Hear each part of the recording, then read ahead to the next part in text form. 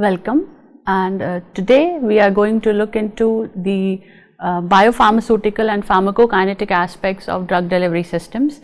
The biopharmaceutics is how actually the body behaves when we give any drug to a specific individual. So, in the biopharmaceutics, we are going to look into what all biological parameters are involved, which would have an impact on the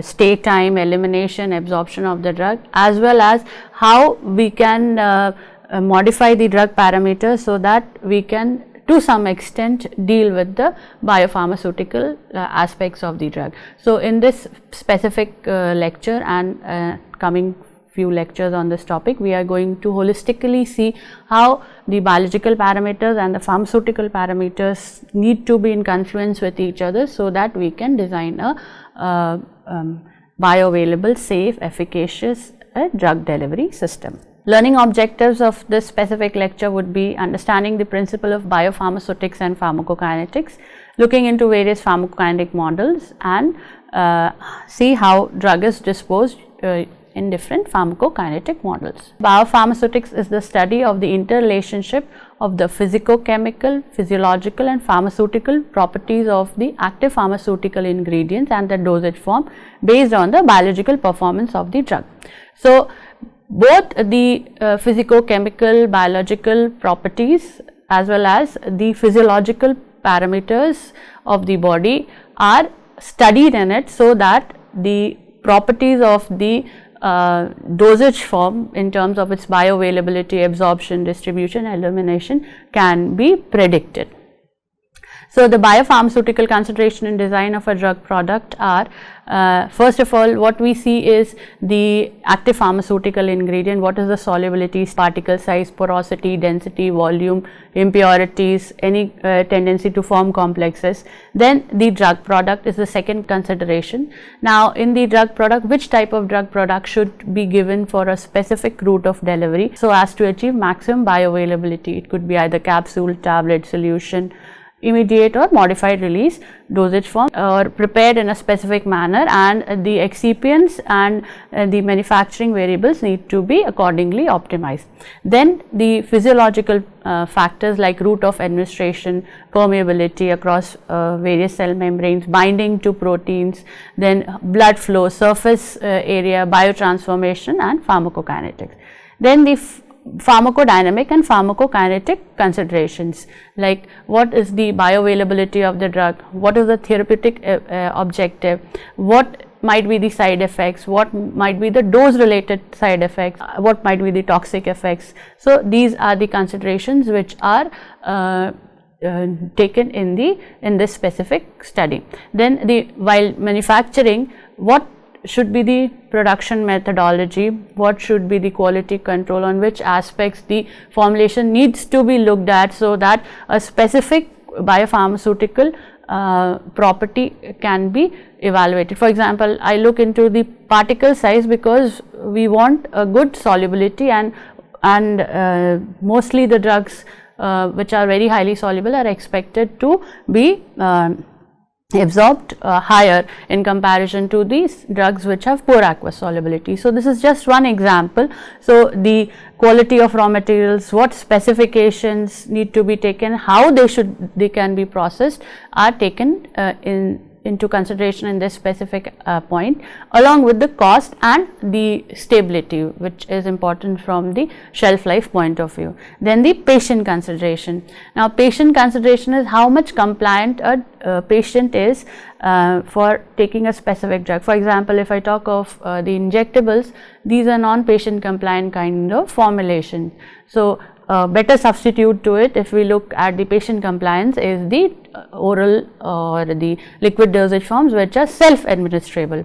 Then along with that, what should be the labeling and the product considerations in terms of what necessary information need to be given on the label, so that the patient is aware of what minimum necessary steps or precautions the patient need to take while taking the dosage form, along with the cost of the dosage form. In biopharmaceutics, what we study is the liberation of drug from the drug product at the desired site in the first step.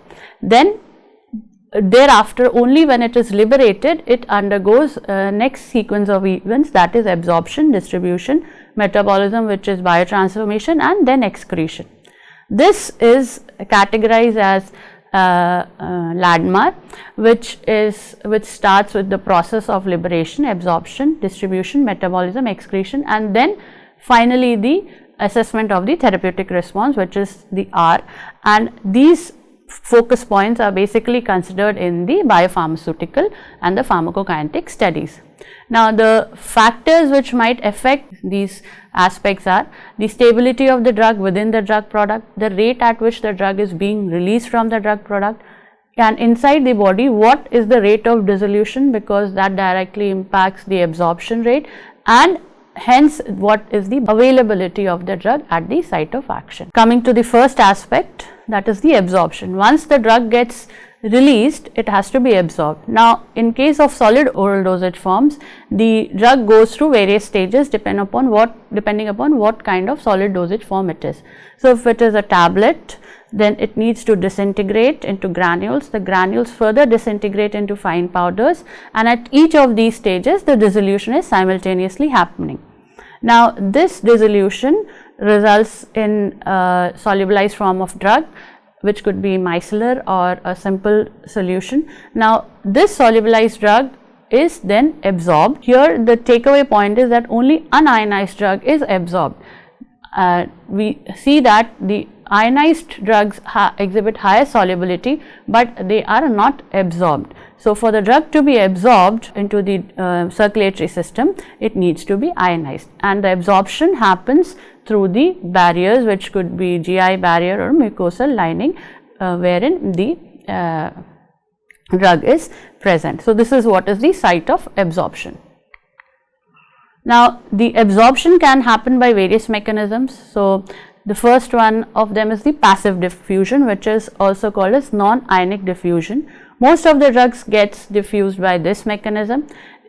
In this case, the concentration gradient or the electrochemical gradient is the driving force, and it requires no energy. So, the passive diffusion is thus guided by the concentration gradient. It is expressed in terms of the fixed first law of diffusion, which is given here, and we see that it is directly proportional to the concentration gradient of the drug between the GI and the plasma. Then next is the carrier mediated transport, which involves a carrier which is present in the membrane, and the carrier must bind reversibly or irreversibly with the solute so that it can transport the drug across the membrane. Now, in this case, transport is capacity limited, that is, it is limited to the number of carriers present. It is very site specific as well as structure specific. So, if a drug is not structurally compatible with the carrier, it will not be transported by the carrier mediated transport. Hydrophilic drugs, especially ions and nutrients, are transported by this mechanism. Now, within the carrier mediated, there are two types of transport: facilitated and active transport. In facilitative diffusion, there is downhill transport via passive mechanism. No energy is required. It shows competitive kinetics for drugs with similar structure, and absorption of vitamin B12 by using intrinsic factor occurs by facilitated diffusion. Now, in the active transport, which is a carrier mediated transcellular process, this happens against the concentration gradient and hence is called as the uphill transport. It requires energy, wherein the carrier drug complex shuttles the drug across the membrane, dissociates the drug on the other side and comes back. So, it is important for biliary and renal secretion of many drugs and metabolites. It is also involved in the GI absorption of drugs like levodopa, methyl-dopa via L-amino acid transporter, enalapril via peptide transporter, and 5-fluorouracil via pyrimidine transporter. This transport mechanism is also capacity limited, that is, it is saturable. Now, next comes the carrier mediated intestinal transport. Carrier mediated transporters such as P-glycoprotein and amino acid transporters are present in the intestinal brush border PGP, that is P-glycoprotein, and the basolateral membrane. It appears to reduce apparent intestinal epithelial cell permeability of various lipophilic or cytotoxic drugs. Oral cephalosporins are transported by amino acid transporters. So, we see that a lot of drugs are transported by, which is generally called as PGP efflux mechanism. So, this mechanism is generally works in both the ways. It can be beneficial or it can be harmful to the bioavailability of the drug, in the sense that for the toxic drugs, if it is transported by PGP and it is effluxed, then it is beneficial. Otherwise, for the drugs which should be transported for to be available in distribution, then it is a limitation for those kind of drugs. Then there is vesicular transport. Vesicular transport is the endocytotic mechanism of absorption, wherein the which could be of two types, like phagocytosis or pinocytosis. So, in this, the particles are engulfed by the cell. So, in phagocytosis, engulfment of larger particles or macromolecules occurs, whereas in pinocytosis, engulfment of small solutes or fluids occurs. So, what happens is the cell membrane invaginates around the material, forming a vacuole in which the material is engulfed, and this takes the form of a vesicle or vacuole, and then it is transported. Vaccines like polio vaccine are transported by this mechanism along with some large protein molecules. So, we can see in the figure the various transport mechanisms of drug absorption: transcellular passive transport, which occurs through the cell; paracellular passive transport, which occurs between the cell. Then there are efflux or influx mechanisms, facilitated transport. Then there are carrier mediated transport, endocytosis, transcytosis, which are responsible for the absorption of the drug. After absorption, the drug needs to be distributed. Now, distribution is a reversible transfer of drug between the blood and the extravascular fluids or tissues. Now, the drug distribution is responsible for transferring the drug from the site of absorption to the site of action, or site wherein it needs to be pharmacologically binding with some protein, so that the response in the body can be produced. Many a times the site of absorption is not the site of actual action. So, the drugs need to be distributed so that they can reach the actual site wherein they can produce the desired response. Now, the distribution depends upon the physiological nature of the drug, and the most important is how the drug gets absorbed. Now, one important parameter which we will consider here is the volume of distribution, which is a hypothetical volume in which the drug is supposedly thought to be distributed. Now, the volume of distribution can be calculated by dividing the dose of the drug upon the plasma concentration, and this gives you the idea of in how much volume the drug has distributed. Now, the VD, which is the volume of distribution, depends on factors like the blood flow rate in the tissues, lipid solubility, partition coefficient of drug in various types of tissue, pH, binding to biological materials. Again, VD is influenced by the body weight, obesity, edema, because of which the volume of distribution varies.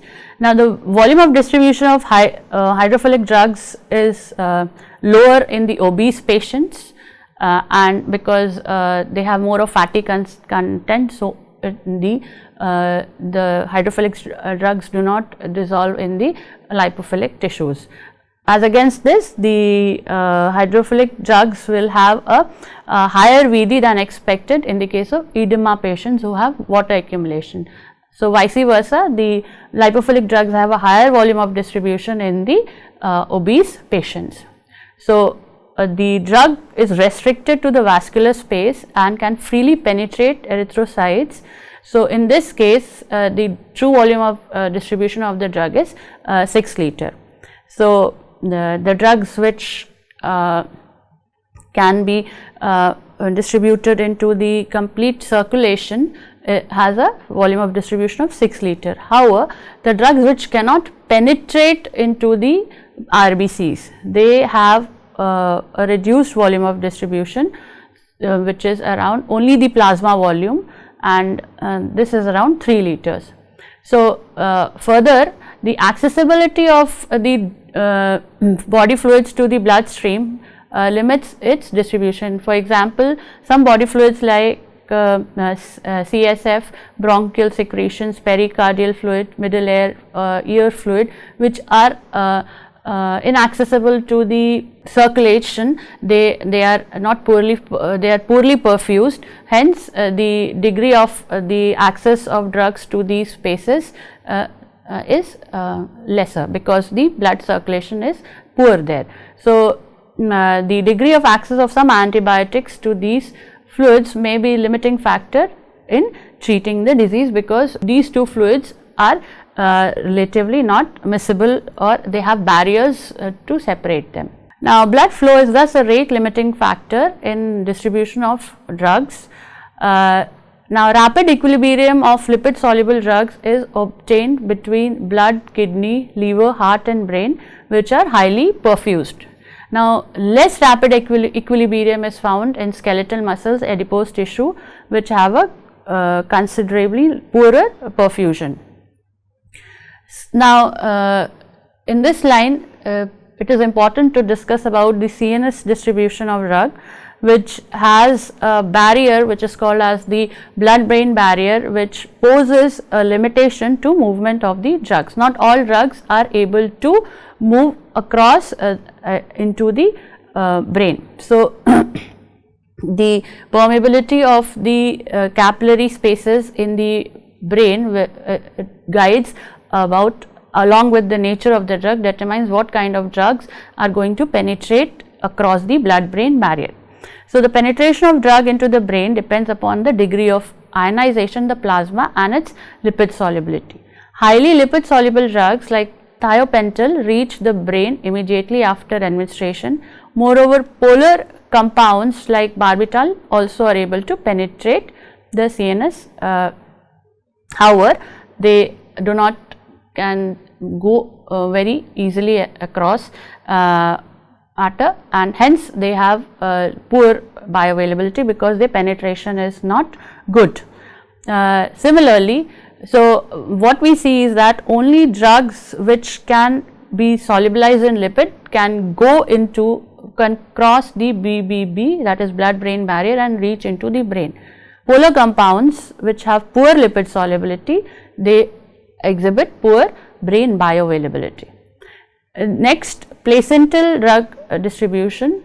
When the drug gets distributed into the placenta is important, because it can expose the baby to a lot of drugs which might have side effects. So, this since the thalidomide tragedy, there has been an growing interest in the passage of drugs across the placenta. So, the membrane separating fetal capillary blood from the maternal blood are considered here, and they are important in transferring the drug to the baby. Then next is one of the factors which affects distribution is the protein binding. Now, whenever the drug goes into the blood, the drug binds with the protein which is present, and it is in equilibrium. So, the drug plus protein binds to form a drug protein complex, and this is a reversible interaction. So, when the concentration of drug in the blood is low, so the complex dissociates, releasing the drug into the body. Now, only unbound drug is transported and hence is available for any action in the body. So, it is very important that the drugs to see the binding pattern of the drug, and the drugs which have high protein binding can lead to issues with the bioavailability, as well as their dose needs to be optimized accordingly. Now, amino acids such as arginine, histidine and lysine contain basic groups, and they bind to acidic drugs. Amino acids like aspartic acid, glutamic acid and tyrosine are responsible for binding to basic drugs due to the presence of their acidic groups. Then comes the biotransformation. So, biotransformation is a chemical conversion of drug into another compound in the body. So, this is usually mediated by enzymes present in the tissues and biofluids. They could be non-enzymatic or a combination of both. So, it can be catabolic like hydrolysis, reduction or oxidation, or anabolic like conjugation with glucuronic acid, glycine or sulfate. Now, this results in formation of new chemical entities, and the distribution, metabolism and excretion of these moieties are unique and they are independent of the parent compound. So, it is very important nowadays when new drugs come up, these proteomic and metabolomic studies are being done so as to find out the biotransformation pattern of these new chemical entities. Now, the biotransformation proceeds in two phases. Phase 1, which could be oxidative, reductive, hydrolytic, based upon hydrolysis, and then phase 2, which is anabolic, which is glucouronidation, sulfation, methylation or acetylation. So, these are the few drugs mentioned which undergo phase 1 and phase 2 kind of biotransformation. This is a table representing the kind of the enzymes involved and where they are located for phase 1 and phase 2 transformations. So, we see that microsomes, cytosol, blood, lysosomes, microflora, mitochondria are the populated sites for niche sites for the carrying out of the biotransformation processes. First pass effect is a process of drug biotransformation prior to the drug becoming systemically available. Now, this is also called as pre-systemic clearance and is one of the means which affects the bioavailability of the drug. Now, what happens is the drug before reaching into the circulation, it is bypassed and it reaches the metabolic sites in the liver.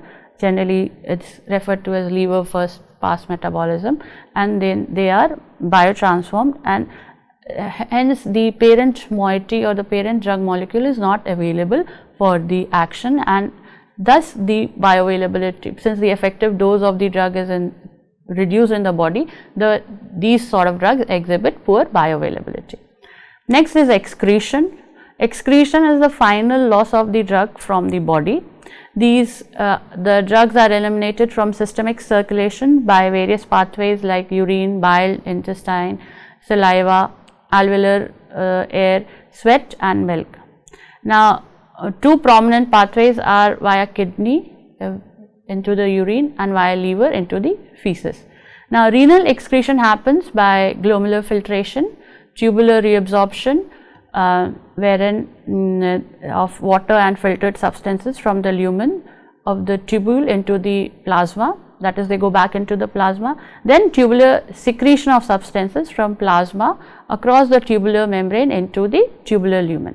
So, these are the phases or the methods by which the renal excretion happens. The process of tubular reabsorption and secretion may be governed by either passive mechanisms, that is simple diffusion may be involved, or carrier mediated. Now, this helps to maintain the extracellular fluid volume, important solutes, osmolality, then the important electrolytes in the presence, and also controls the excretion of exogenous compounds such as drug. The glomerular filtration, it accounts for approximately 25% of the cardiac output, goes to the kidney, 10% of which is filtered by glomerulus. The rate at which plasma is filtered is called the glomerular filtration rate, and the rate at which the drug is filtered is equal to the concentration of unbound drug in the plasma multiplied by the glomerular filtration rate. Now, passive transport across the renal tubule of exogenous compounds such as drugs occurs, which follows simple diffusion across the concentration gradient. So, the concentration gradient between the urine and plasma is the driving force for diffusion. The rate of movement is also governed by the diffusivity of the molecule through the tubular membrane, the membrane aqueous phase partition coefficient of the molecule, the thickness of the membrane at the site of diffusion, and the area through which the diffusion is happening. In the carrier mediated transport across the renal tubule, this transfer occurs either happens by facilitated diffusion or active transport. So, we have seen what active transport is usually applied to this, which are transported across the biological membrane against the concentration gradient at the expense of energy. Now, these processes are susceptible to interference by metabolic or competitive inhibitors and are capacity limited. Changes in the renal clearance may result in changes in plasma half-life, overall elimination rate constant, the fraction of renal elimination of compound, and the fraction metabolized. In the enterohepatic circulation, the biliary excretion as well as hepatic metabolism are there.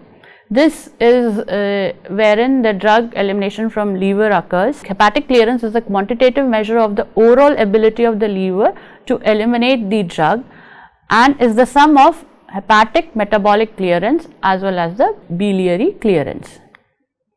Now, biliary clearance of a compound is significant only for the compounds which are excreted into the bile and achieve a concentration gradient relative to the blood.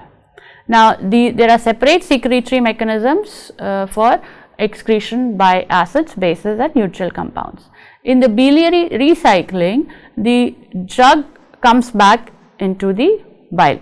So, what happens following secretion into the bile, the drug is stored in the gallbladder, and when the gallbladder contracts, the drug is released in the duodenum and may be then metabolized, reabsorbed and excreted into feces. Now, if it is reabsorbed into the portal circulation, it is once again subjected to biliary secretion in the liver, and this complete cycle is called as the enterohepatic cycle. Then, as we saw, there are other organs which are responsible for secretion of the drug. So, lung is one of the other secretory organs which are responsible for secretion of gaseous and volatile substances. In addition to the gases, volatile substances like ethereal alcohol, oils may be excreted by this. So, the breath analyzer is one of the application areas for analyzing whether person has consumed alcohol or not. Salivary excretion, this is again not a method of secretion, but it is a mechanism which is called as salivary recycling. So, the drug excretion into the saliva is pH dependent and is based on protein binding. Then mammary excretion, wherein the excretion occurs into the milk is by passive diffusion and of the unionized moiety. So, it is important to understand the mammary excretion of drug, especially for lactating mother, so as to not expose the baby to the drug. Now, the pH of milk is around 6.6 and the pH of plasma is 7.4.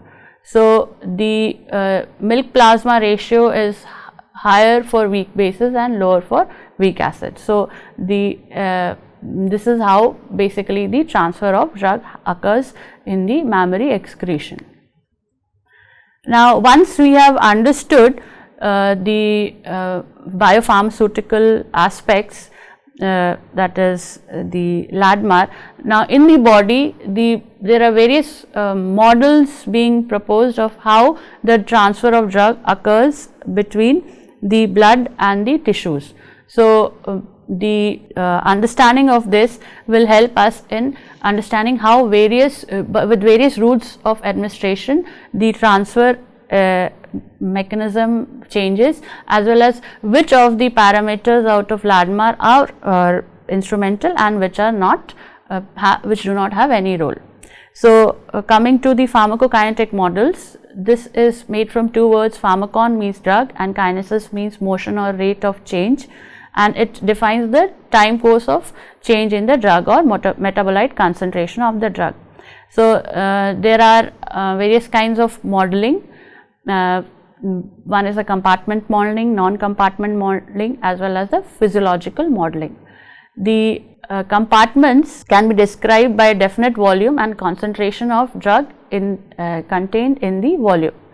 Now, a model in pharmacokinetics is defined as a hypothetical structure which can be used to categorize the reproducibility of fate and behavior of drug in the biological system when it is given by a certain route of administration in a dosage form. Now, usually the behavior of drug in biological system can be described by one compartment, two compartment, or multi-compartment model. The compartment model in pharmacokinetics can be used to fit the experimental data from blood concentration versus time, urinary cumulative excretion versus time curves. Depending upon the arrangement of compartments relative to each other, they can form two types of models, mammillary and catenary model.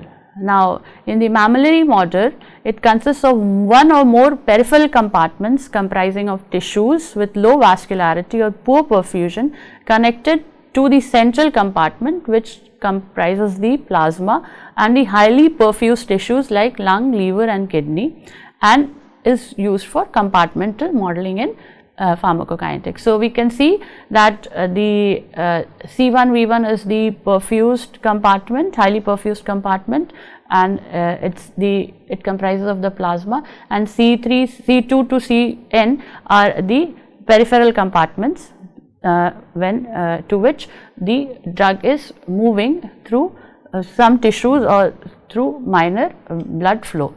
Then there is a catenary model which consists of one or more compartment connected in series, and it is rarely used since various organs are directly related to the blood compartment. So, in this case the real time validity of or what actually is happening in the physiological setup inside the human individuals is cannot be correlated. So, most of the organs in our body are not parallelly are not sequentially placed, but they are connected to the central compartment, that is the blood. So, one compartmental open model, this model the drug rapidly distributes throughout the body. The anatomical reference compartment is the plasma, and the concentration of drug in plasma is representative of the drug concentration throughout the body, that is in all the body tissues. So, any change in plasma concentration reflects a proportional change in concentration throughout the body. So, here the drug is not confined to the circulatory system. So, there are various kinds of open compartmental model, one compartment open models, like one compartment open model for intravenous bolus, intravenous infusion, first order absorption and zero order absorption. So, we will see IV bolus. So, here in as we can see, in IV bolus administration a dose X is given which goes into the body. So, the drug amount in the body is Cp, elimination rate, the constant of which is Ke. So, the rate of change of drug is equal to the elimination rate constant as well as the concentration of drug in the body. So, when we go through the various mathematical operations, we come to the final equation of the first order kinetics, which is mentioned as equation number 1. Now, this is a graph of the semi-logarithmic plot which is used for calculation of the rate of elimination. So, from the slope we can calculate the elimination rate constant. Then we can also use it to calculate the plasma half-life, which is defined as the time in which the plasma concentration of the drug is halved. Then we can calculate clearance, which is helpful in evaluating the elimination of drug from the body. So, clearance is equal to rate of elimination upon the plasma concentration. So, it is the theoretical volume of the body containing drug, that is a fraction of apparent volume of the distribution from which the drug is completely removed in a given period of time. So, it is expressed as ml per minute or liters per hour.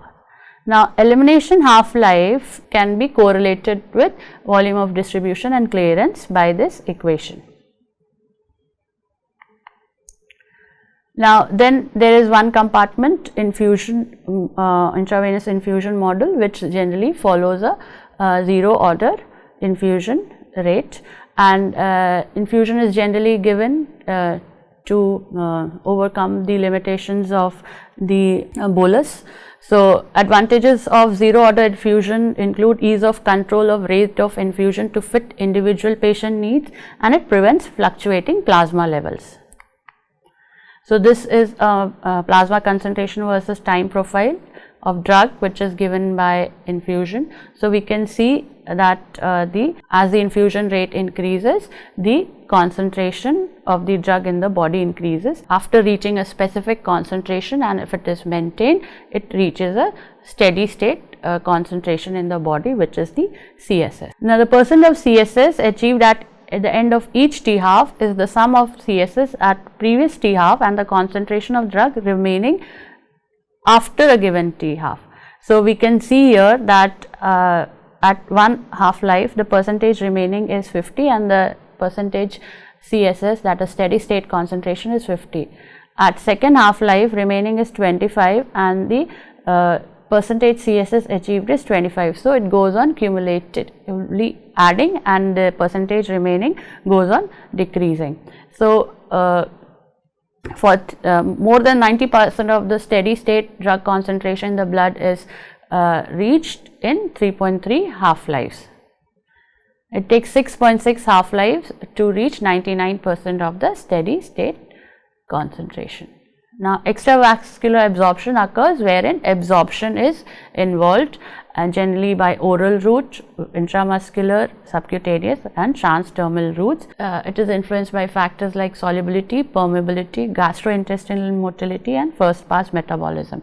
So, this is the equation which is used for finding out the drug concentration.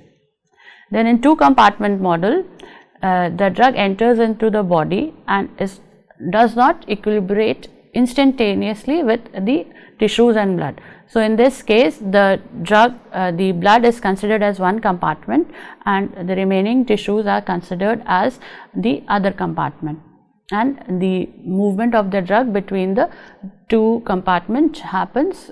So, when there is the need for K elimination and K absorption here. Then IV bolus administration. So, in the case of in both the cases in IV bolus also we can have both two compartment as well as one compartment. So, it depends on how we are modeling the plasma concentration versus time data. So, there are various softwares which are used for doing this modeling. So, in the IV bolus administration, upon administration of the drug, it can follow a two compartmental open model kinetics. So, in the decline in the plasma concentration in that case is bi-exponential, indicating the presence of two disposition processes, that is distribution as well as elimination. Then IV infusion can also be modeled as two open compartment models. So, it is a central compartment which is of plasma and highly perfused tissues and peripheral compartment of poorly perfused tissues. So, this equation is used to find the rate of change of drug in the central compartment. Now, again for the extravascular compartment, this is the which is given by non-IV route for a two compartment model. So, the drug is given absorbed, and so Ka comes into picture, central compartment, then it moves through various transfer rate constants between the peripheral compartment and back into the central compartment, and then finally the elimination, that is the K for which is found out for the elimination of the drug. So, here in K10 indicates the elimination of the drug. Then we can also go for non-compartmental modeling without assuming any compartment into the body.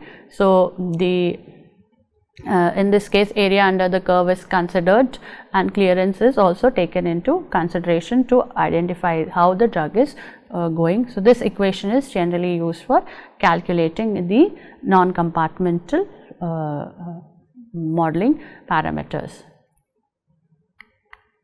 Then there are physiological models this is composed of a series of lumped compartments, body regions representing organs or tissue spaces whose drug concentration are assumed to be uniform, and movement of drug into each of these organs is determined based on the rate of flow into these organs. So, these kind of models are thus perfusion rate limited. Now, so conclude. So, both pharmacokinetics and biopharmaceutics play an important role in drug development and therapeutic effectiveness.